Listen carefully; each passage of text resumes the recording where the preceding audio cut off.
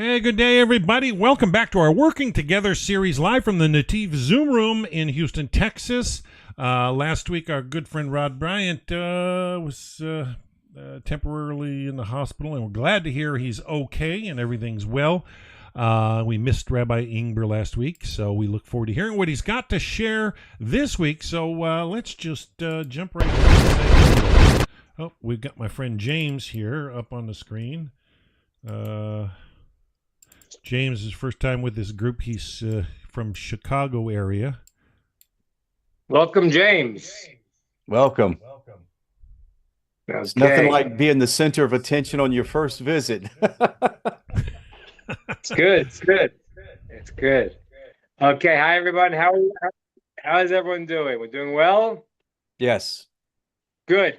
Wonderful. All right. So I want to pick up a little bit. I want to talk about, again, the situation in the world a little bit.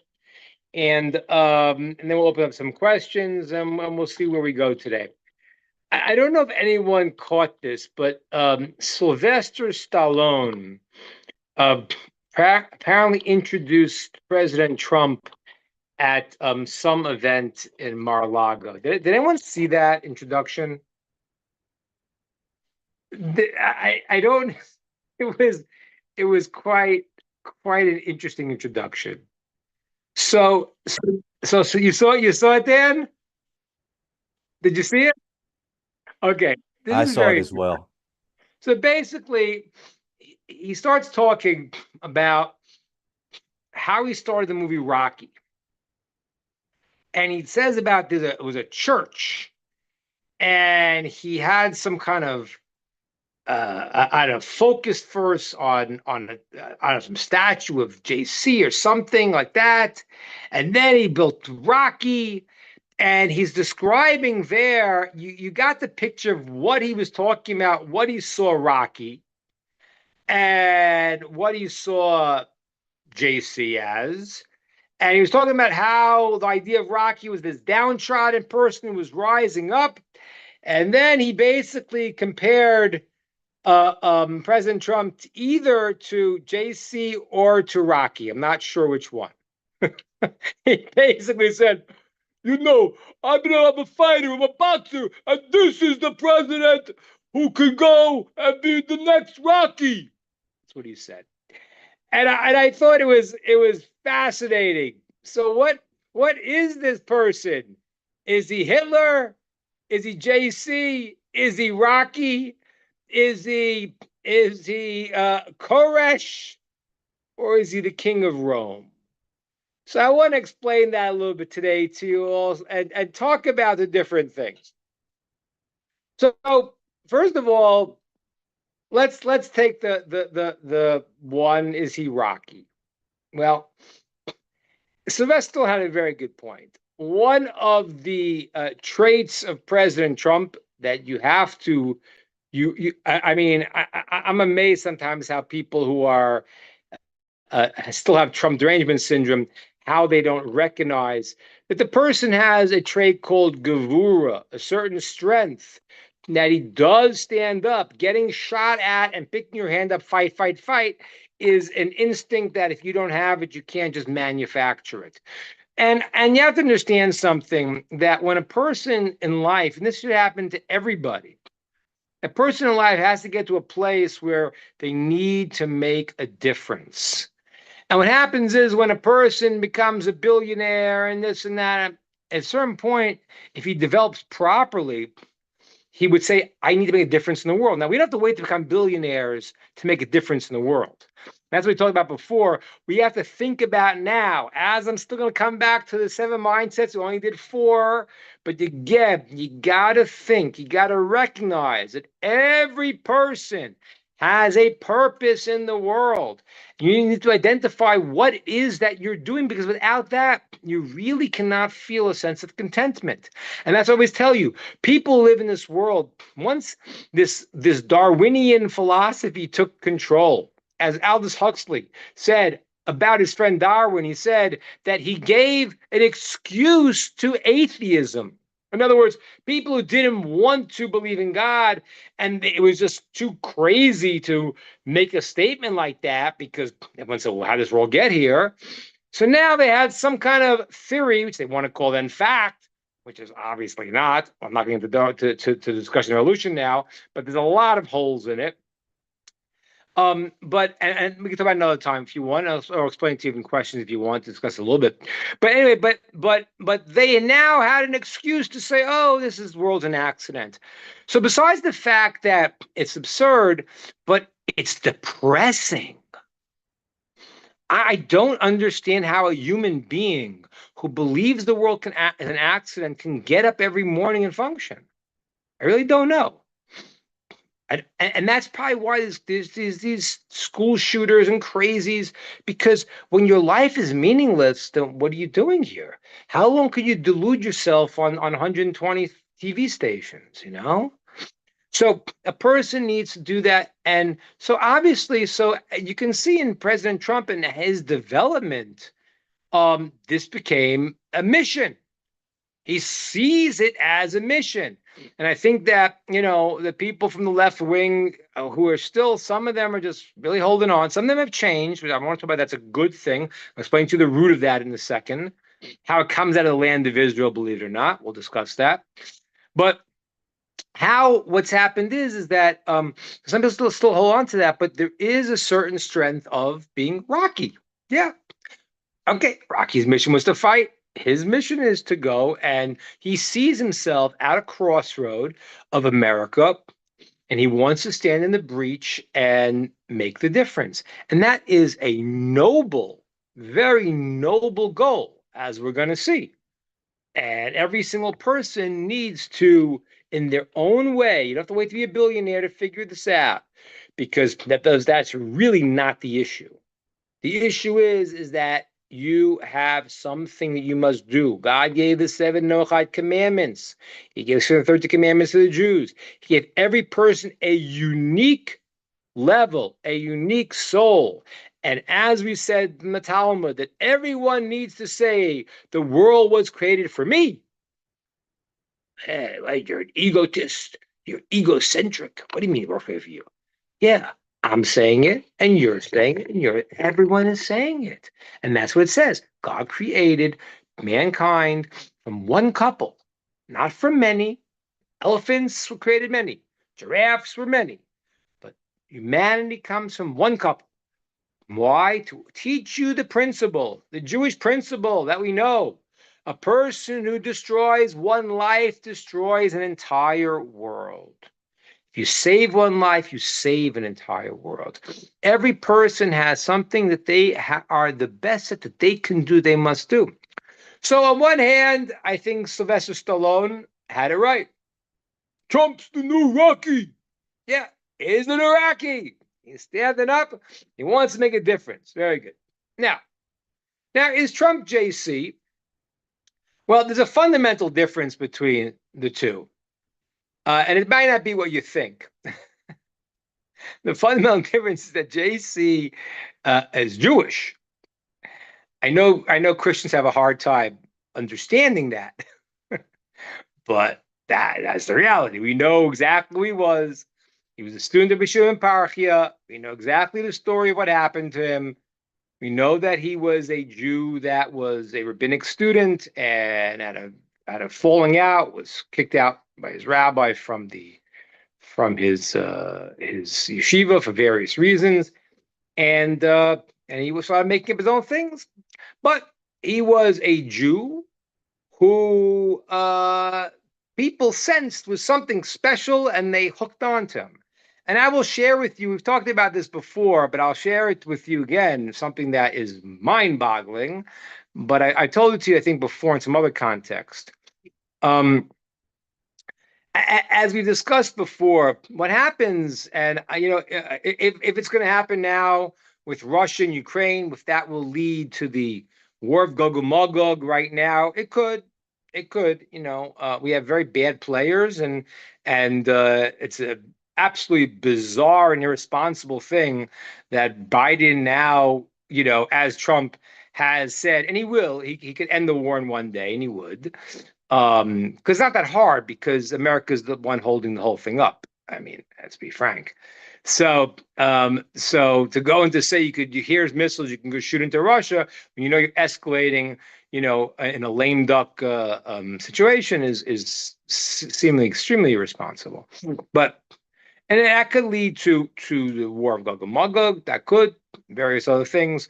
We know in the war of Gog and Magog, there's an alignment between the in the book of Ezekiel, in the book of Yecheskel, chapter 30, 38, or 738. So there discusses the different nations that come to fight against Israel. So how this thing, if it'll happen now, if we'll be saved from it, which is possible, but how that thing unfolds, the nations that align in those chapters there are essentially a combination of the East and the West. The East being the Arab nations and the Western nations, which, as the Malbim says, this is obviously much before Christianity or Islam. So he says, the Malbim explains there that it's talking about a unification of Christian nations with Arab nations. And that could be, as we mentioned before in the text, that other sources say that's Iran, because Iran itself is a combination of the Christian and the Arab, because they are Aryans, so they are Westerners actually they're not Arabs. I don't know if you'll know that Iranians are not Arabs; they're actually Aryans. They come from a Western, but they adopted the religion of the Arabs, of Yishmael. So there's a combination, and then that alliance falls apart. They try to attack Jerusalem numerous times, but then their alliance falls apart because they realize that each one is the infidel. But one of the fascinating things that I've shared with you before is that, and it's coming up to this week's Torah portion, really, because we know that we're going to have Abraham has two sons. He has Yitzchak and Yishmael. I'll want some Keturah later. I'm not going to talk about those now, even though it's very fascinating because, well, I'll mention it. I said it before, but Abraham has two sons. He has Isaac, who's the Jewish people, and he's Yishmael, who's the father of the Arab nation. Okay, then you have Yitzchak. He has two sons. He has Yaakov, the father of the Jewish nation, and he has Esav, who is the father of Rome. And the texts say in numerous places, Rome became they called it the Holy Roman Empire, which was the idea of Christianity. Christianity became the state religion of Rome, as we know. And so therefore, it's very fascinating that even though it was Esav, who was not per se Jewish, but what happened was they made the religion based on a Jew who started taking Jewish ideas and altering them. And then, you talk to different Christian theologians of how much, I have a friend who's a secret Noachide. He's actually he's a priest, but he doesn't want me to tell that, so I'm not revealing your name out here. But he basically was a priest, and he kind of started realizing that it wasn't exactly. So he always talks to me about his theory, and his theory understands it was that JC didn't really change so much, and was later because Paul did change more. But fascinating that they were hooking up to a Jew who is now altering the Torah. The amazing part is that if you understand that Yishmael, the Muslims, the religion of Islam was made by Muhammad, even though the father of it is Yishmael, the father, the starter of the religion, 222. Just people need to know that I'm throwing the date out because people have to realize, like certain things, like the Palestinian claim is like, a lot later than the temple, and we were in Israel for a long, long time before there was a Muslim nation. 622. I mean, we built the first temple. Was it 400 before the Common Era? well, more exactly, they don't have it in my hand right now, but hundreds of years before the Common Era. So you're talking about, over 1,000 years before even the advent of Islam. But anyway, but Muslim scholars themselves, there are numerous Muslim scholars that claim that Muhammad's mother was Jewish. And I heard from one of the great rabbis of our time that happens to be true, which would be fascinating, because that means that it came out also because Judaism goes by the mother. If your mother is Jewish, then you're Jewish. It doesn't go by the paternal; it goes by the mother. So there would make it that that Islam was also a Jew who didn't, Muslim, who altered and changed certain things. There's a whole discussion about, why he made 5 prayers, because the whole story, I don't know exactly if it's 100%, but anyway, and be that as it may. Abraham has other children in this past week's portion, which he sends them to the east. And who are those? Those are children that he had later on from this woman Keturah, and they are sent to the east. And he says in the text that he gave them gifts. And the sages teach us they gave them certain spiritual powers.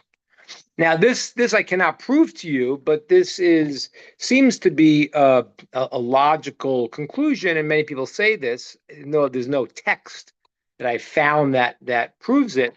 But if you look at the timeline where Abraham sent these children off to the east, it coincides with the time where the Brahmin, the class, the priestly class, come to India.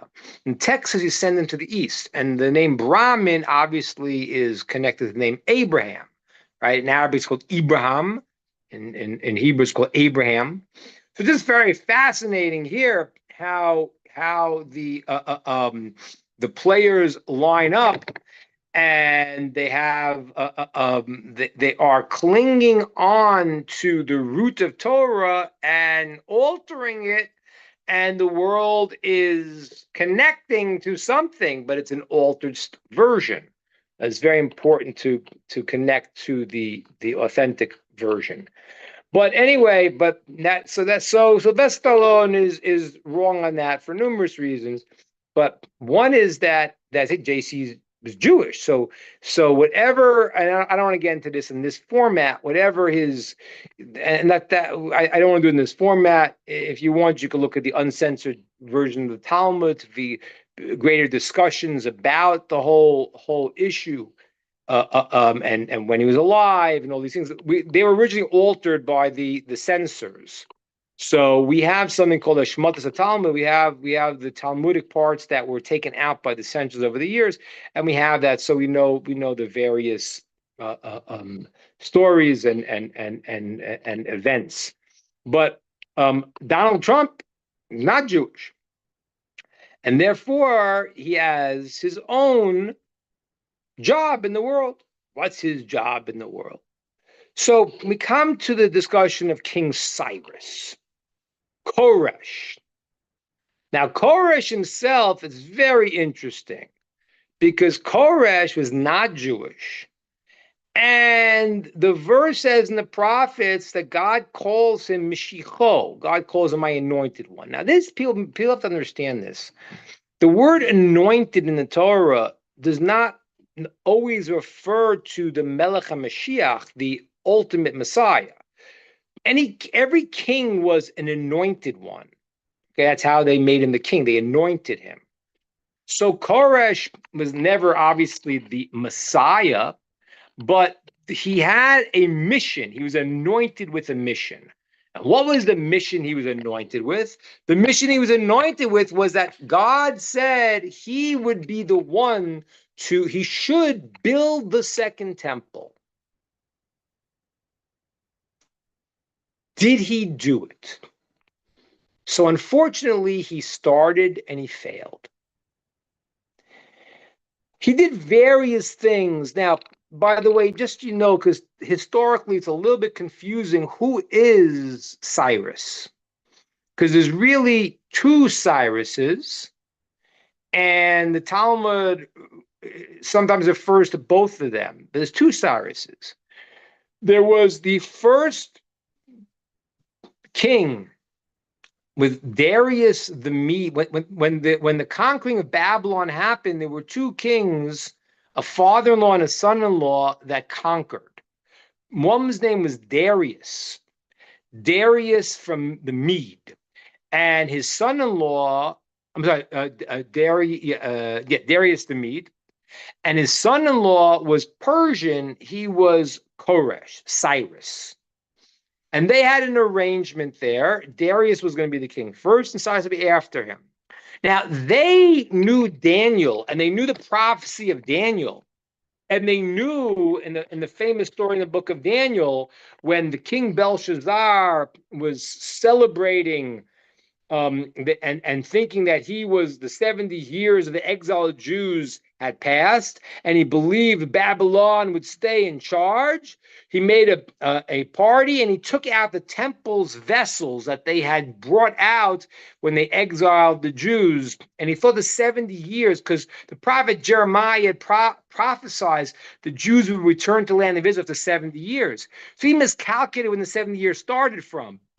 So he took out the vessels, and the temple was not celebrating. And then he saw the famous story of the writing on the wall, which he couldn't read. And they tried to figure out what this writing, it's with a hand, and it's writing something. And they didn't know what it meant. And they called Daniel, who was already sort of put out the pasture. He was the main advisor of his grandfather, Nebuchadnezzar. And they called him, and Daniel said, it says money. It says you've been weighed and measured, and you're finished. You're going to be killed. So he says, Daniel, thank you for telling me. I'm going to give you tremendous reward. Daniel said, you didn't hear me. You're finished. You're done. And that night, what happened was they got killed. The last king of Babylon, Belshazzar, he was overcome by the Persians with the Medians. And that was Darius and Koresh. So they knew Daniel, and they actually loved Daniel. Look in the book of Daniel, the whole story of throwing Daniel to the lion's den was actually done by Darius, because the Persians had a lot of rules. They did not, their emperor didn't have absolute power. The emperors were different. It was only in the story of later on Achashverosh, the story of Purim, he seized the power. But they had a lot of rules, and they forced the king to throw Daniel to the lion's den. But if you look at the story of Darius, is praying for Daniel, says, "Your God will save you," and he does. But Darius is the beginning, and then Cyrus, the first Cyrus, said to go and to build the temple. Then he rescinded it. Because the Samaritans, and this is the world of politics, you just see this stuff, it's amazing. The Samaritans started coming and saying the Jews are going to rebel, this and that, and different versions, different stories, if it was Cyrus himself who rescinded it, or he held it off, and then the king that's his successor, which was Ahasuerus, he stopped it. But either way, so the first Cyrus was a guy who first wanted to go and to build the temple, and then he held off. Okay. Then the next king is going to be the king Achashverosh, the story of Purim. Now, Achashverosh has, as you know, his wife he takes Esther as the queen. They have a son called Darius II, who's also sometimes called Cyrus.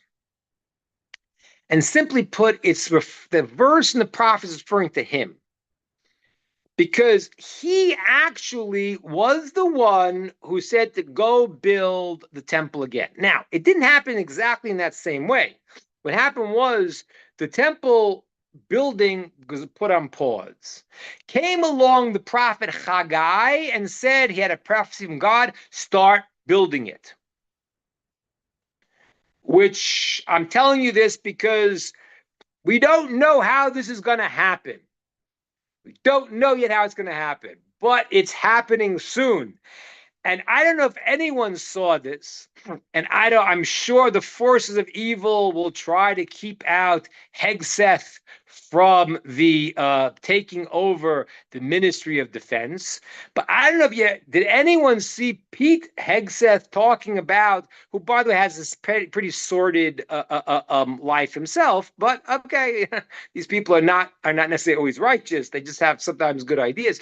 But Pete Hegseth, did everyone see him talking years ago in Jerusalem? Did everyone see this thing? So Pete Hegseth said to the crowd, he said, you know, let's imagine, why not having the third temple on the Temple Mount? I don't know how it happened exactly, but yeah, the next temple should be built. It's the Jewish temple. To the Temple Mount. It's the holiest site. The Kotel, the Western Wall, is not the holiest site in Judaism. It's a grave mistake people make. It's not even the walls of the temple. It's the wall that surrounded the mountain on which the temple stood. So the Western Wall, there's a place when you go on the inside, you get very close because you get parallel to the Holy of Holies, but you're way outside. You're on the outside the mountain. The Temple Mount is where the temple stood. So what happened was that Haggai the prophet said to the Jews, just go and do it.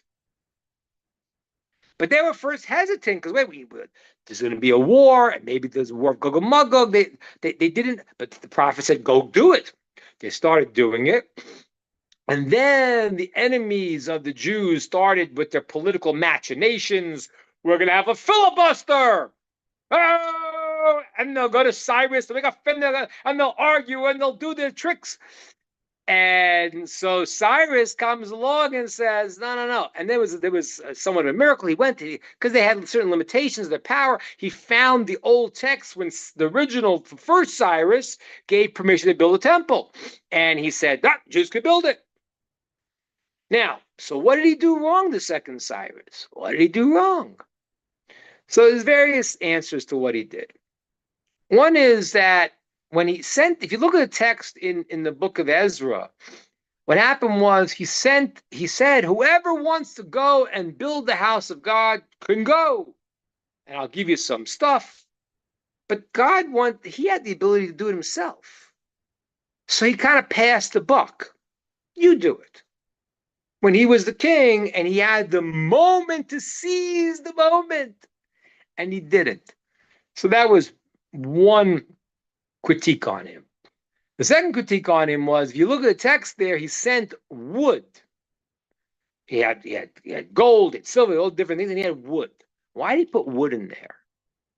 Because in the back of his mind, he said, if the Jews rebel against me, I'm going to burn the temple down. So he was kind of half in.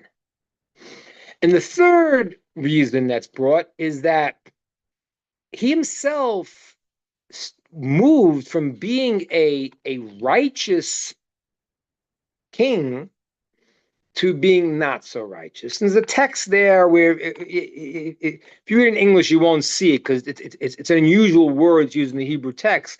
But it talks about that I don't know exactly. I don't know if this means literally, but he had something with his dog. He liked his dog too much. I don't know what that means, but he put his dog in the seat, the queen's seat. Whatever this means, I don't know if it means literally, but he did not develop as such a wonderful person when he was potentially very good, and then he didn't do what his mission was. Now, I also want to tell you something historically that historians sometimes say. They sometimes say that the idea of Cyrus to go and build a temple was not because of his love of the Jews, even though, according to what I told you before, he's technically actually Jewish. Because if he's a son of Esther, then he's technically Jewish, even though he's called a Teenage Nishba, he's called a child that was raised in captivity, doesn't realize he's Jewish, okay? But technically he would be. But some people say, historians say, the reason why he let the Jews build a temple was not because any particular thing with the Jews. Rather, that was his philosophy in general, that he was very tolerant to other religions. All right, that could be. Which brings me back to President Trump. And it brings me back there when I think about how the Gemara says, the Talmud says, how maybe his behavior was not so good. And maybe even, the concept that this was a general philosophy and it wasn't so full of righteousness. You have to understand something, and I've said this to you many times. And I really understand why some people I'm still trying to convince who were there. I think there's a change happening, but there are some people who are still digging their heels in, and they still want to say Trump is Hitler. He's not this. He's not Rocky. He's Hitler. Okay, so fine. So, but really, the thing is that there's a mistake here that I've shared with you before that I believe comes from the acceptance of Jewish values in the whole world, that there's something that is mistaken right now. You see, Jewish values really have swept into the world. Abraham's revolution of monotheism, of one God, which was unheard of at the time, besides for the small group of an insular people that were the descendants of Adam and Noah and Shem, but the masses had become idolatrous and barbaric. And Abraham started the revolution of there is one omnipotent, beneficent God, which is what you need to understand. One, there's no other power. There's no devil fighting that can fight God. There is no little helpers. All of that stuff was one God, one power. And he is omnipotent in every way, and he's beneficent in every way. So the foolish people who say, oh, well, why does God not bring justice? They don't understand, because it's absurd. Because God is loving in ways that we cannot even imagine. The most loving father would not come close. So when something negative happens, it is for our own good. And God is running the world completely. So he has a master plan, just that, you don't always see it. Just like when you're a little kid and your parents don't give you candy and you think they're evil, because you have a child's mind, so you can see the world in your narrow vision. So we, of course, have narrow vision. We don't know anything. Does anyone here know their soul? Does anyone even know how their body works, really? Does anyone know their subconscious? Does anyone know what happens after you die? We can learn things and hear things, but it's endless. So we know very little. So you look at this little picture. All right. So now, what we have to understand here is that so the Jewish values spread throughout the world, and so the monotheism idea. I'm not saying monotheism. Monotheism based on the idea that the one omnipotent power is beneficent in beyond anything you could say. That's very important, because like the Zoroastrians, who was the Persian religion, they believe in two gods, a god of light and a god of darkness, god of good and god of bad, because they couldn't explain how could there be bad in the world. Similarly, there are religions today who say the bad comes from another force fighting God. Don't say that. There's one power in the world.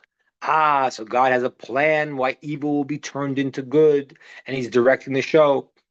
But that's one concept that has many corollaries. One of the corollaries of that is kindness to all creation.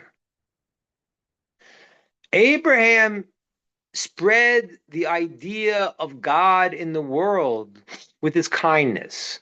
He had his tent open on four sides, and people came in, and he fed them, and he hosted them. He said it in the text. He said, I planted an eshel. He put an eshel. He made an inn for wayfarers to come in, give them food, give them lodging, give them drink. And they said, why are you doing this? Why are you doing this? He said, because there is a God in this world, and he created us from his goodness to give to us. And I want to emulate him. I was like, what, really? So there are corollaries of that concept. One of the tremendous corollaries of that is helping the downtrodden. And I've told you this before.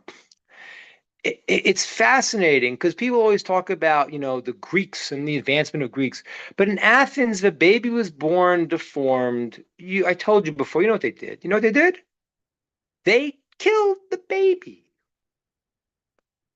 Planned Parenthood. They killed the baby. Why'd they kill the baby? Because it's a drain in society.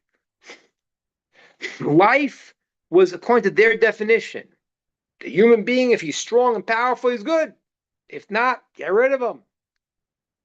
The Jewish idea was that every life that God gives in this world is valuable, endless value. Every minute of life God gives you, he could do something. Every person is valuable, whether he's strong or not strong, whether he's a genius or he's not a genius, whatever he is. So that concept of helping the downtrodden and looking at the qualities of people has spread out into the world. And I've said to you before, as Hitler, Yamach Shemo means his name should be erased, wrote in Mein Kampf, he wrote, the Jews put two scars on the world. The scar of the body with the circumcision and the scar of the mind with the conscience. I have a conscience. I have a moral conscience. He didn't like that.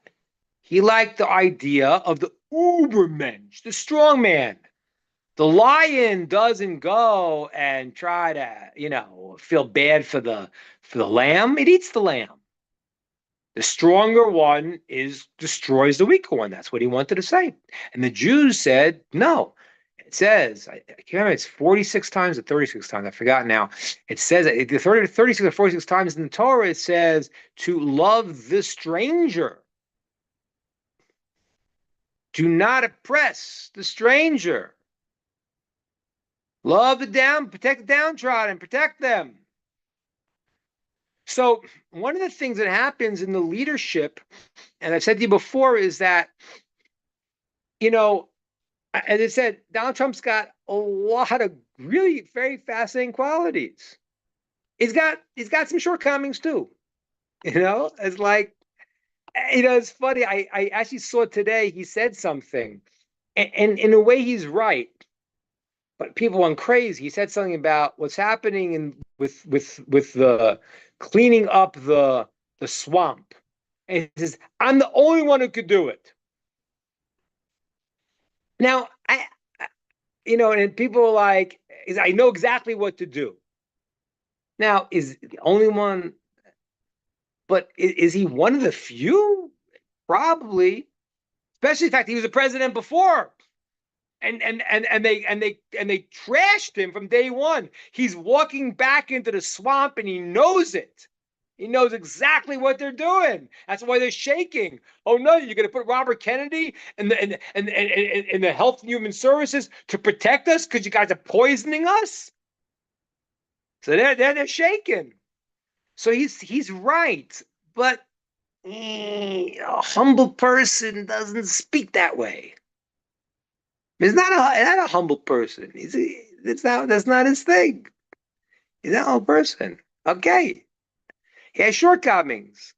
But this is the part that drives me nuts with this whole story. King David, King Solomon, they were tzaddikim. They were the righteous of the righteous, the holiest of the holy.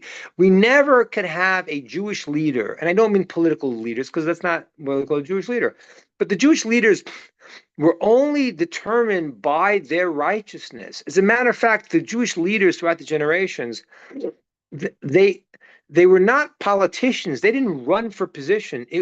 The way you got that is the guy who ran away from the power. The guy who ran away from the power.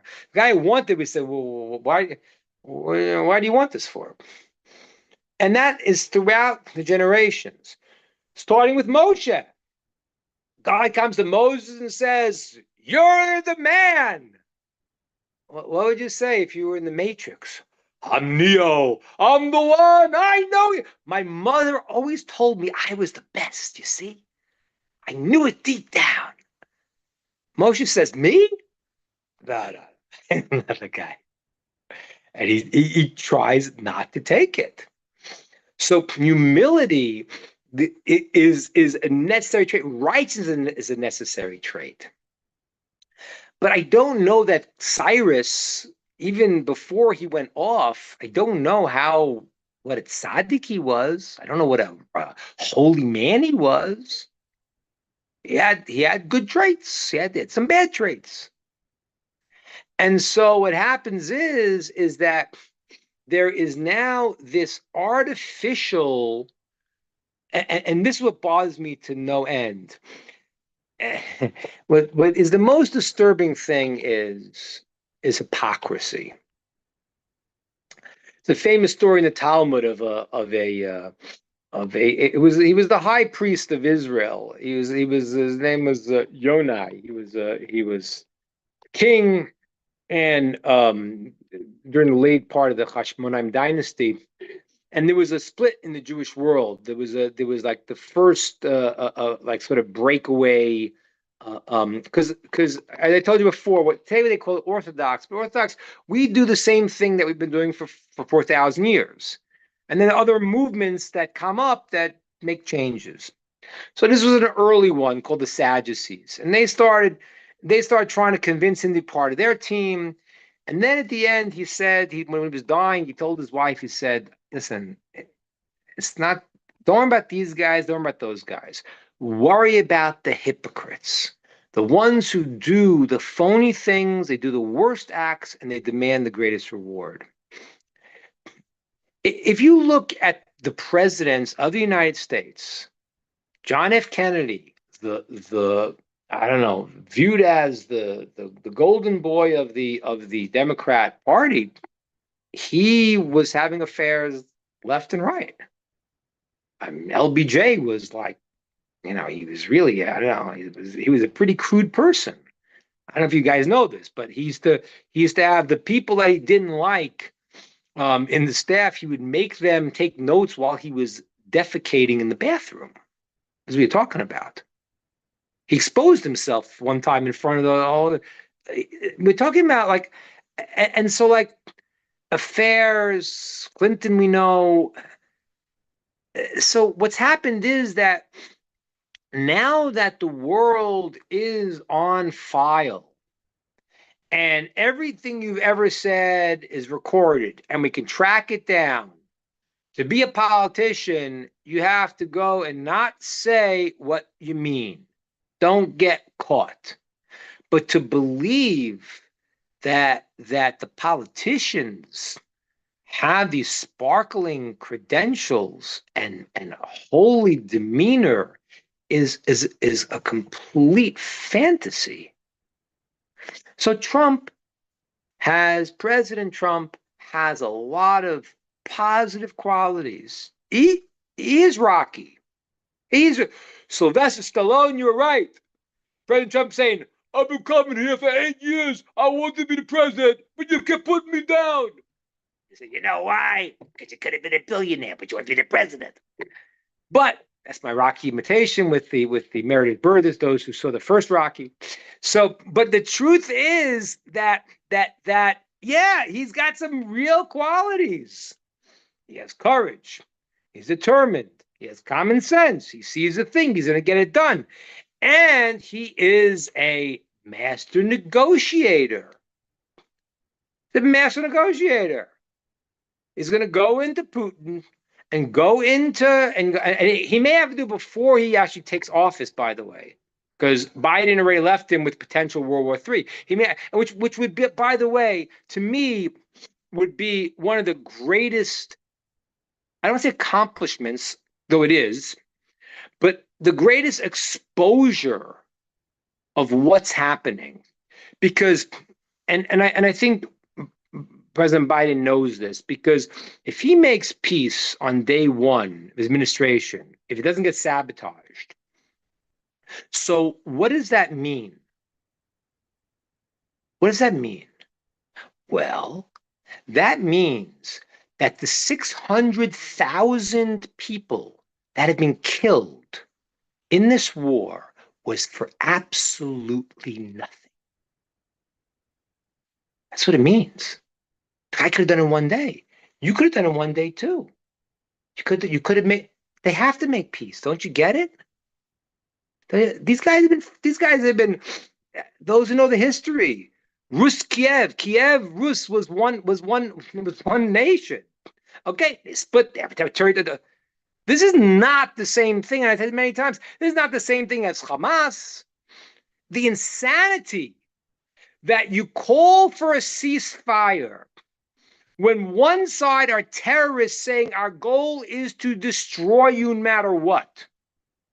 There you call a ceasefire. But on the other side, where they both want to end the war, they both don't want each other's territory, they want certain things, there a ceasefire can't be. It's unbelievable. So President Trump has many qualities. And I've told you this before, and I personally believe this. I believe that his kindness, I'm not going to compare him to, let's say, what goes on, here in Israel amongst the holy people. I'm not going to say that. But there are stories of him doing acts of kindness that you never hear about Hillary Clinton or Kamala Harris or Joe Biden. And I know about those stories before he was president. A friend of mine, Rabbi David Kaplan, he chronicled some of them in a book. He wrote a book of stories, and he has stories that happen because they happen to a few Jewish people in interaction with Donald Trump. And I'll say them again because they're worthwhile saying.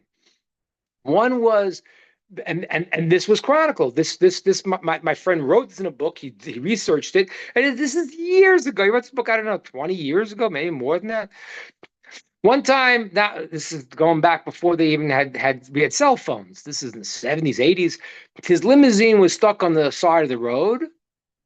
And, he has tinted windows there. And this Jewish guy came by and he pulled over and he came over to said, can I help in any way?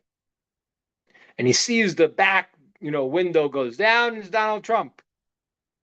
And he offers to go into, I don't know if they had a phone call, wasn't working, whatever. He said he's going to go and he's going to send a message and send someone. Fine.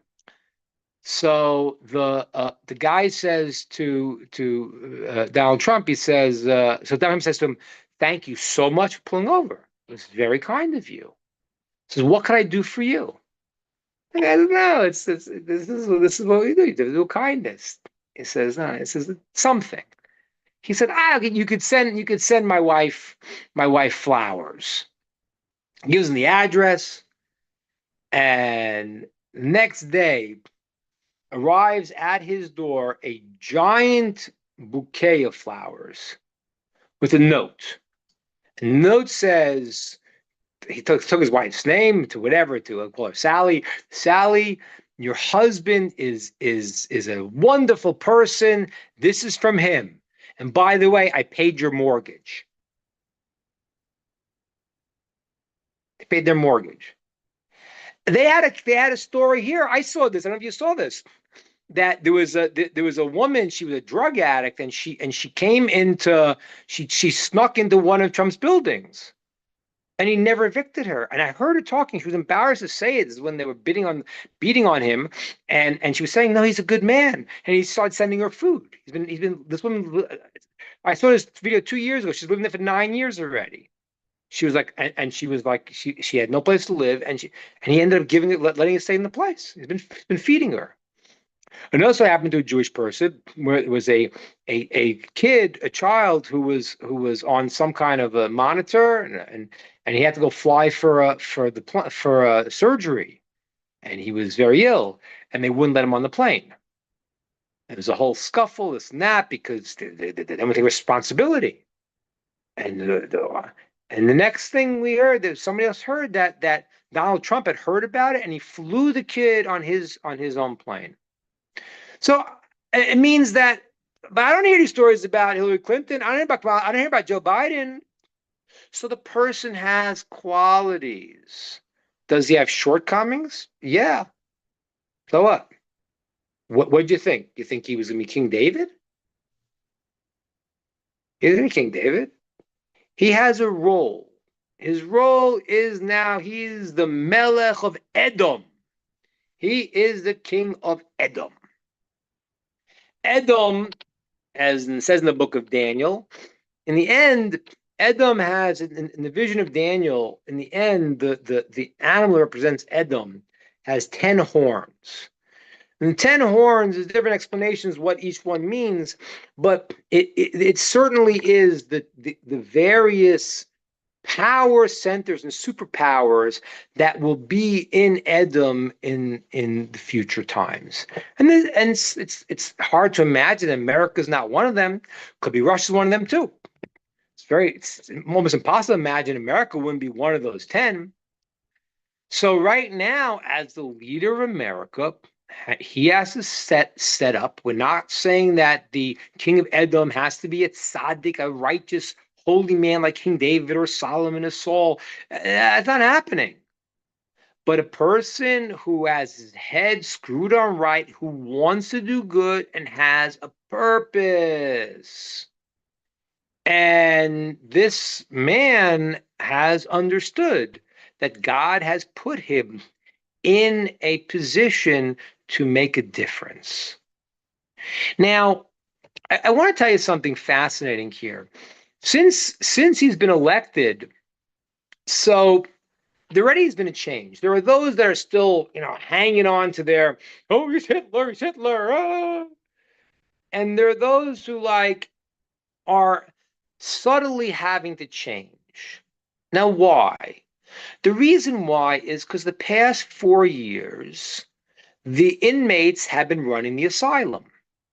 So when you have a situation that you're telling me, a man is a woman is a man, and if you say otherwise, you are terrible, you're evil, okay, I'm part of the minority, I'm afraid to speak up. So it encourages people to get more flagrant in their stating of beliefs that are wrong and negative. And again, it's America. You do what you want to do, okay? I mean, again, America, hopefully at some point they'll keep the 7 Noahide laws, which they were pretty close at some point, really. But okay, constitutional rights, but that's not what was happening. What was happening was this was a forcing of everyone else but if you misgender someone, that's a forced statement of not just that I have my crazy reality, but you must say my crazy reality is true. Now there's a shift, because wait a minute. Okay, so they're a majority. Now, unfortunately, even though we talk about a landslide victory, 52% is not a landslide. There's still a lot of people in America who have a very strange view of reality. But there is a majority, there is a mandate, and therefore people are starting to shift a little bit and think a little differently. And the reality is that I don't know, but I do know that we have a principle that, and I said to you many times, the relationship between the Jewish people and the nations of the world is what's called a pnimi chitzoni, an internal and external. The Jews have to run the internal mechanism, and the Bnei Noach have to take care of external realities. So the very often the initiation has to happen on a spiritual level. And I want to tell you something, because this was amazing. I found this very disturbing in American media, even right-wing media that, seems to support Israel and this and that. They really all got it wrong, how they explain this whole judicial reform business. It was shocking. I listened to some like people of right-wing commentaries who, in America they were not bad, and they totally had this thing wrong. What the judicial reform is really about, and I want you to understand this because you all know the story. What happened was the prime minister tried to go and the government tried to go and make judicial reforms. And the secular world, America, and even the right wing news, certainly left wing news, said, "Oh, this is like a turning into. They want to get rid of the Supreme Court. They want to get rid of checks and balances. They want autocracy." That was all baloney. What was happening? What was happening was that the um, the state of Israel, although the original return to Zion started by religious Jews. In other words, Jews always had a presence in the land of Israel from the time of the exile. Always. Just you have to know that. Before Islam existed, there was always Jews here. Not a lot. There was a certain time when Nachmanides came to Israel from Spain, and he went to Jerusalem, and he barely found a minyan. He was barely found 10 people. There were times where it was very small, times where they came, but there was always a presence from our exile. There's been some Jews here. In 1492, in the Spanish Inquisition, the Jews came back en masse here, and various other times they came back en masse. In the late 1800s, mid to late 1800s, the Jews started coming back to a return of Zion. That return of Zion was led by two great rabbis at the time, the Vilna Gaon and the Baal Shem Tov. They sent all their students here. I used to live in the old city of Jerusalem, which is run essentially by the students of the Vilna Gaon. Vilna Gaon means the genius from Vilna. He was one of the leading sages in the late 1700s, early 1800s. He tried to come to Israel. He walked here from Lithuania. And he picked up, he started walking. And the first time, supernatural things were stopping him. He went back to Lithuania. Then he picked up again, walking from Lithuania to the land of Israel. And again, supernatural things were stopping him. And he realized God did not want him to go. It wasn't the time.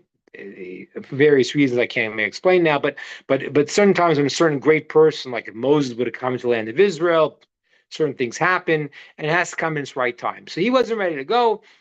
God didn't want him to go. Yes, we sent his students, and I know his students very well. Not them, the great grandchildren of them. They live in the old city of Jerusalem. My kids study in their schools, and they settled the land of Israel. And they came back, as the Jews returned to the land of Israel. But in the early 1900s, what happened was the return to Zion by the religious Jews was co-opted. Was not the word co-opted. Co-opted. I think co-opted by the secular Jews.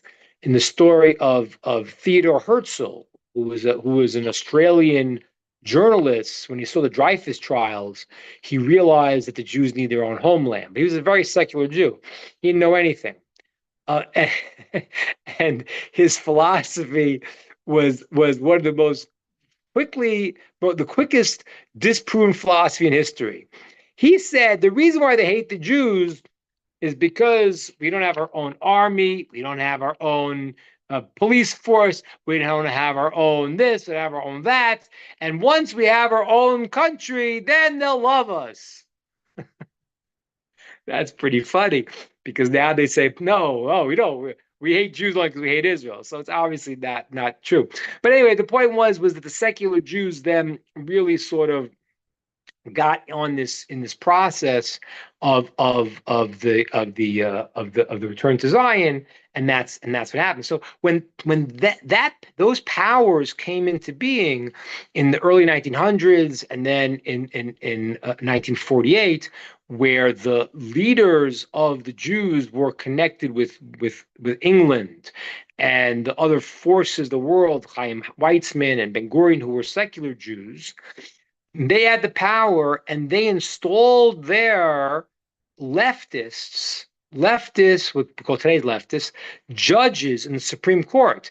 And they set up the system that not only would these judges be the judges, but they would be the ones to appoint their successors. Could you imagine that?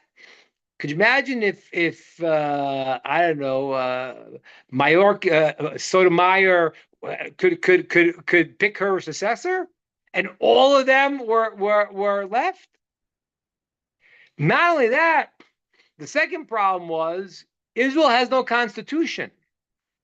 So this guy who was the Supreme Court judge, Aaron Barak, he made a concept called the reasonability clause. If the judge thinks it's not reasonable, then they can override a law passed by the Israeli legislature. Now, think how crazy that is. That means that since there's no constitution, so the reasonability goes by the reasonability of your leftist judge.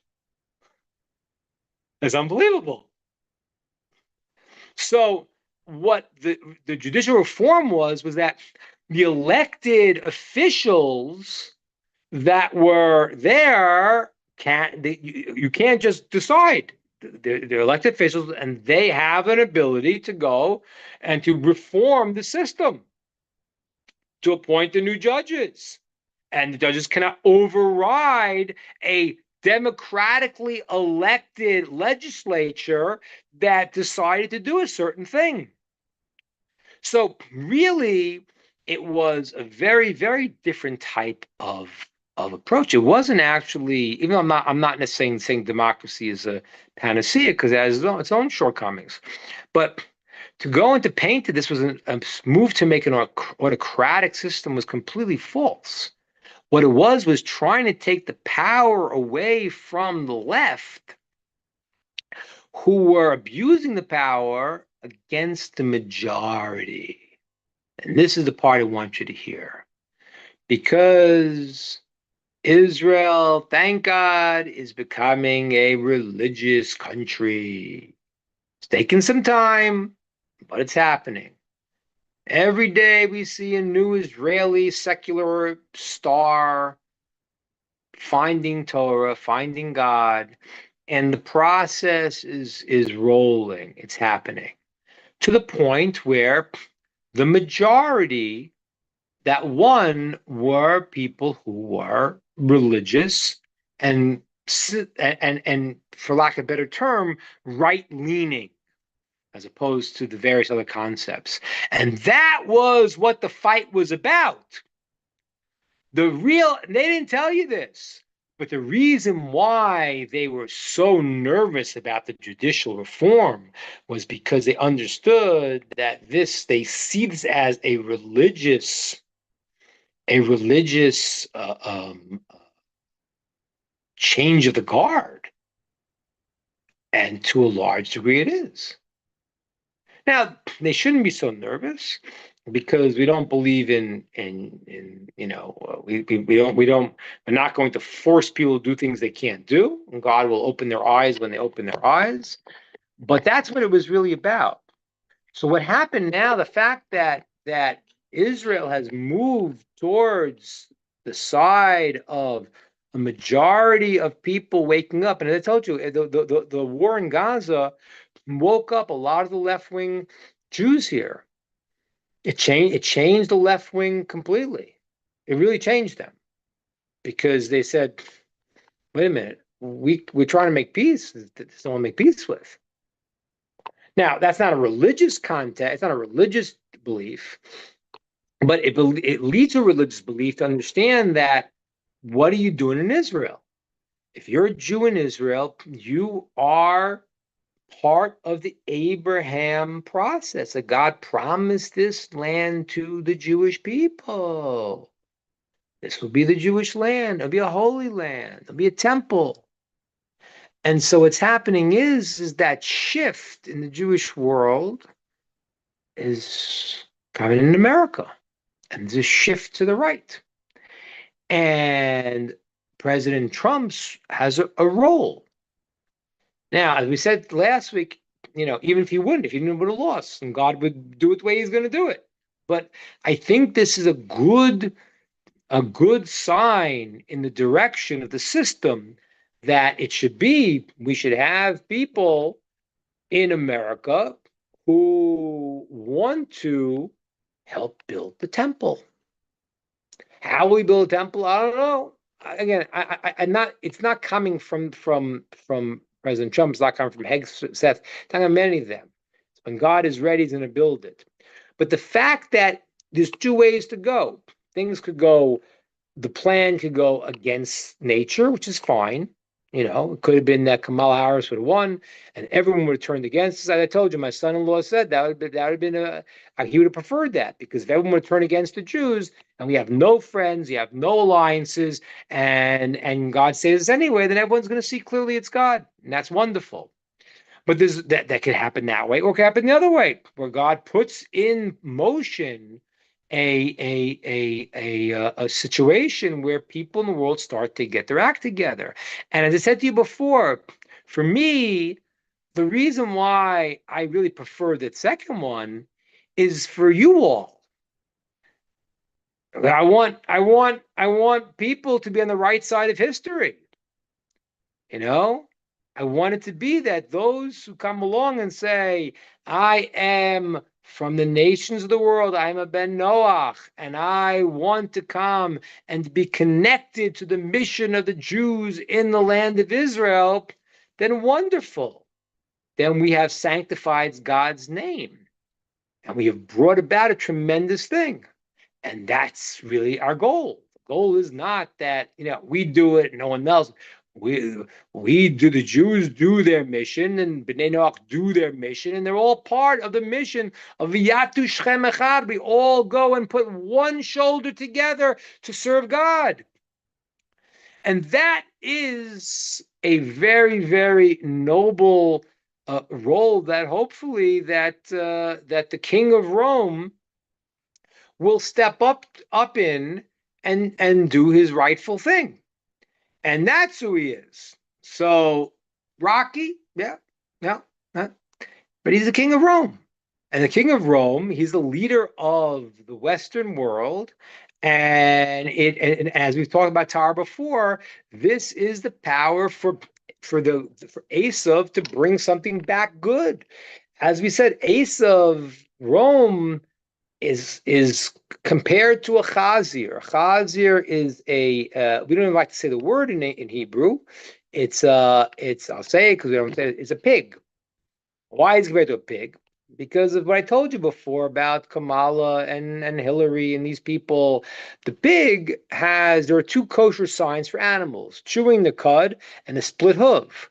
And there are only 4 animals that have one sign, not the other. So, for example, the camel chews its cud, but its hooves are not split. But there's only one animal that has a split hoof and does not chew its cud. That's the pig. The pig has a split hoof. It has one sign of kosher, but not the second one. But the sign it has of kosher is an external sign. It's the hoof. The internal sign, the chewing the cud, that it doesn't do. So what does it do? It sticks out its paw and says, look, I'm kosher. I'm a hypocrite. I'm good, and I'm really not. But there's another word to the word pig in Hebrew, which is the word chazir, which is lachzor, to return. And that is the potentiality of Rome, which is to return the grandeur where it's supposed to be. Esav wanted to fight who was the father of Rome, really, in that real sense. He wanted to fight against Jacob. He said, Jacob is up and I'm down. I'm up, he's down. But in the end, he is going to he's going to return everything that he took away. And he's going to return to recognize the truth.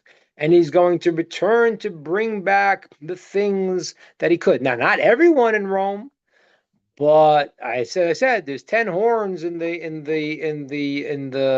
vision of Daniel, and which people from Rome, because by the way, many individuals from Rome became very great people.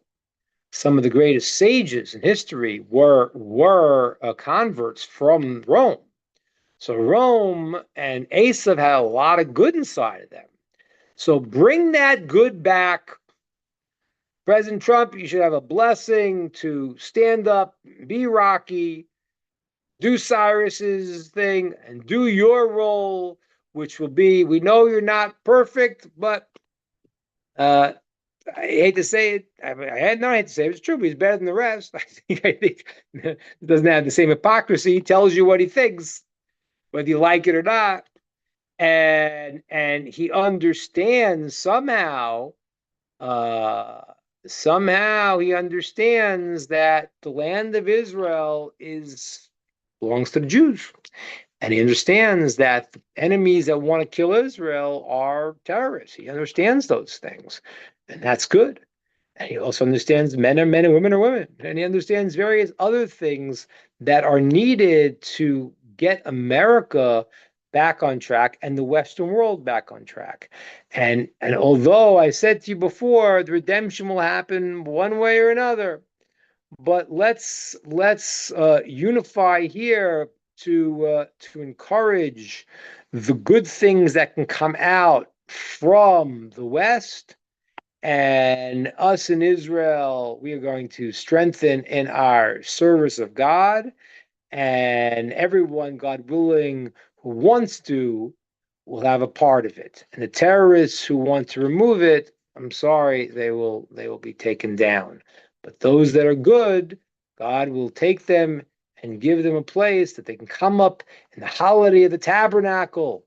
They can come up to Jerusalem, and they could recognize there is one omnipotent and beneficent God.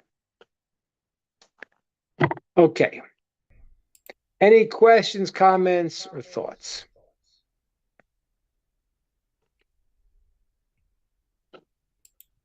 Pretty quiet on YouTube. We're pretty quiet on YouTube and Facebook, but we've still got, we've had about 100 views or so. Can't complain. Okay. Well, I talked for an hour and 15 minutes straight. So that's, yeah. So that's I guess a lot of talking. So I don't need to talk more. And it's getting late over there too. So yeah, it's getting late. James, you had a question, James? You had a question? Did you have a question or are you waving goodbye? Oh, bye. Okay. So, all right, guys. Okay, no, I do. Oh, okay. Oh, you do? Sure, please. Yeah, I just clicked on the wrong one. Okay. What time is it over there? It is now 12:15. Oh, okay. All right. It's getting late here.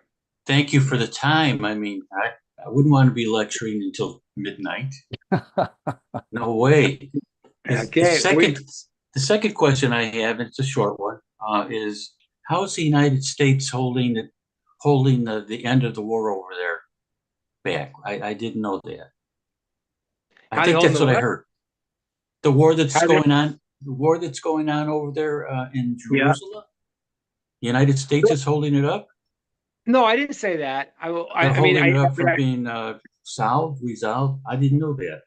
No, I didn't say that exactly, though that is true in the sense that what has happened clearly is that President Biden has been holding them back, telling them not to go forward. Yes, I agree. True. And so much so, I mean, like for example, when the whole thing to go into Rafah, if you remember that, it was going on for like 2 months. Don't go into Rafah. This is very suspicious.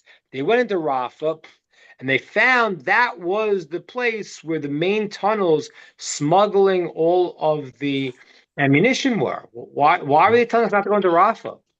Without going into Rafah, there could have been no resolution and destruction of the terrorists because that was their lifeline. So yes, they have been holding Israel back. They've been playing a thing here. Yeah, we support Israel, but they've been tying our hands. Now again, what we should do. The religious position here is just do what you got to do. We have trust in God. America's going to cut us off. They'll cut us off. I mean, but that's not how politicians necessarily play it. From the religious Jewish perspective, and most of the army people are now really the leaders of the army. The best soldiers are all religious Jews because they know what they're doing here, why they're here. And they therefore believe that God is our mandate to be in our land, and they want to protect the land. So we have been held back. I mean, I can't blame America because I blame us for listening. But that's what's been happening. Yeah, Martina. Rabbi, oh, sorry. Yeah, sorry. I just wanted to make a recommendation. If you're all interested in a little bit the political background with America and what's going on in Israel, I listened to a podcast by Caroline Glick. It's fascinating. It's really good insight. So if somebody's interested in that, that's a great place for information. Caroline Glick is very good. Very good. Brilliant woman.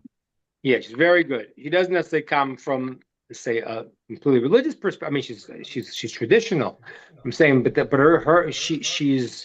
she really does understand political components, and it's very, very helpful. Yeah. Yeah, just understand what's going on because it's very sordid. It's a very sordid reality. People don't realize it, and I think that President Trump's positions, which is always fascinating, which is the most fascinating thing, how everything they accused President Trump of doing, they were doing. Mm-hmm. So they accused him of being an anti-Semite. He's got Jewish grandkids. He was the best American president Israel ever had. And they accuse him of being an anti-Semite. So and they're the ones. So it's a little bit upside down. Yeah. Rabbi, on YouTube, I've got somebody called Ahavat Hamet. He says America seems to be safe because of Trump, but what about Europe? He says at least America is on a good trajectory, but Europe is worrisome. Have you got any words you can say about Europe? I saw a disturbing video in Berlin this morning. With a bunch of Palestinian protesting around a train. I saw that. I'll tell you like this. I believe when Trump gets into office, there is going to be a shift in the world, in Europe too. Stammer, Prime Minister in England, who wanted to take on Elon Musk and told him to show up and to be judged, for his allowing people to speak freely on X. Elon Musk responded, "Now you're going to come here, for censoring free speech and for threatening Americans." So I think there's going to be a shift that's going to go throughout the world, like you saw happen in Argentina, El Salvador. You saw it happening in Denmark. It happened also. It was happening in France, but what happened was all the left combined together to beat the right. Again, I don't know these people well enough to know if they're good people. I don't know Marie Le Pen. I don't know. I can't say what it is. I understand why years ago the far right was the most dangerous. That's true. It just happened to be now the far left came out to be more dangerous than the far right. There's always far right extremists. There are that exists for sure. So I don't know each individual. So I think there'll be a shift in Europe too. However, there is something that is a point of no return, which may have happened already in England and in France. There really may be a point of no return already, because what happens is the French have, let's say, I think less than one kid per couple. Meaning, the married people do not having kids, they have one kid, and Muslims have 8 or 10, whatever it is, and the numbers already are such that there can be just a takeover democratically already. So they may be hitting a point of no return. I don't know each state, each country. I know Hungary and some other countries are. Poland are fighting back from it, but it could be that Western Europe, they may have crossed the line already, where they've lost their country, which would be a very fascinating divine plan. What it means for them and people there, I don't know. I mean, if that happens, then they should get out and they should move if possible. But so what's going to happen is that I think once Trump gets in office and hopefully does some good things, like ending the Ukraine-Russian war, which if Biden hasn't ignited World War III, if he has, it's still going to be good. We're still gonna, it's all going to end well for those who are on the side of right. But if Trump ends that war and does some other things, that's going to shift the dynamic that I think Europe will start to follow from that. But there may be some countries that have crossed the line; they may not be able to anymore. Just demographically, not be able to anymore. Yeah. Mass migration has been used as a weapon in a lot of places, and it's which is I don't even know. I told you this once. I really don't know how to explain it, to be honest with you. I don't know how to explain it because it's one thing when you like the people in America who are pushing the open borders, they have an agenda. It's a foolish agenda, but it's an agenda. They believe these people are going to get in the country. They'll give them some money. They'll keep them in power. So they're keeping their own power in their belief. They really won't, because if that happened, there would be the destruction of the country. So it wouldn't work that way. But that's their false belief. Europe is very hard to understand because they're actually self-destructing. They're bringing in, they're not. But the population question is real. Like you mentioned, they can, if the population swings and democratically elect, Sharia law. I mean, you imagine the country's gone at that point for sure. I mean, and why wouldn't it be? Why wouldn't if you do get a majority? Why and they would vote for Sharia law? I don't know what the constitutions would say in these cases, but I don't know if they have constitutions in these different countries. But they could be in a lot of trouble. So they're but the most fascinating thing is why would they do it? Again, in America, here in Canada, Rabbi, power. But here, they don't know they're killing, they're destroying themselves. What is they're thinking? And I don't think they are. I think this is part of the divine plan. And I have some theories maybe why, but it doesn't make sense that any logical person would bring in people they know are going to turn their country against them. It's totally logical. Because in Canada, the unemployment rate, how is it calculated? If you ask yourselves, when they bring in mass migration into Canada, they automatically it instantly lowers the unemployment rate, and so politicians make themselves look good in so many different ways. I seen one politician where I'm originally from lower the unemployment rate by writing off tens of thousands of people as unemployable.